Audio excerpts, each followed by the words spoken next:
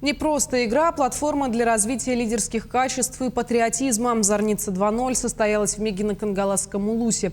Участники, студенты СПО, прошли испытания на выносливость, командную работу и военные навыки. От оказания первой помощи до тактических соревнований.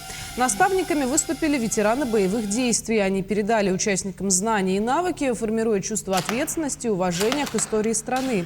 По итогам соревнований первое место заняла команда «Воин ЕПК», второе место «Вымпел ЮАТК» и третье место у «Торнадо» колледжа Аяр-УЗ. Кровь не сохранили. Новая «Зорница», «Зорница 2.0». Это адаптированная под современные реалии игра, очень технологичная игра и приравненная к боевым условиям.